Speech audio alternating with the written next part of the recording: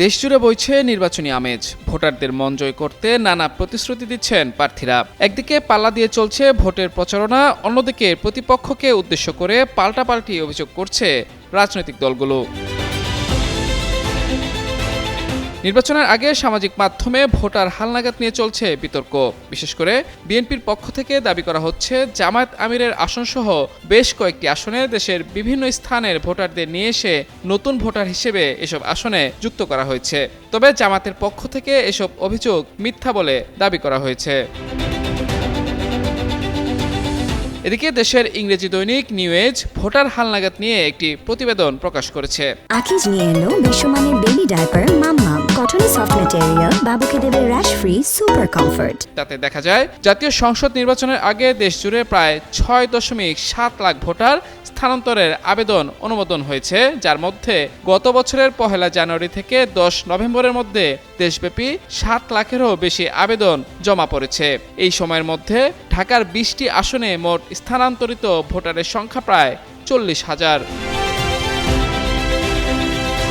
প্রতিবেদনে আরও বলা হয়েছে, কুমিল্লা অঞ্চলে সর্বাধিক ১,০৫,৫৪৩ জন ভোটার স্থানান্তরিত হয়েছেন। এরপরই রয়েছে রাজধানী ঢাকা, এখানে ৮৬,৮২৫ জন ভোটার স্থানান্তরিত হয়েছেন।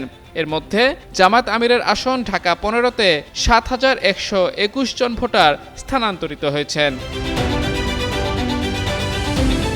এছাড়া বরিশালে ৮৫,৭২০ জন, খুলনায় ৮১,৭২৫ জন, ময়মনসিংহে ৭৮,৮০৫ জন, রাজশাহীতে ৭২,৮১৫ জন, রংপুরে ৬৩,৮৯৭ জন, ফরিদপুরে ৩৯,০৯৫ জন, চট্টগ্রামে ৩০,০৮৫ জন এবং সিলেট অঞ্চলে ২৭,৫৭৬ জন ভোটার স্থানান্তরিত হয়েছেন।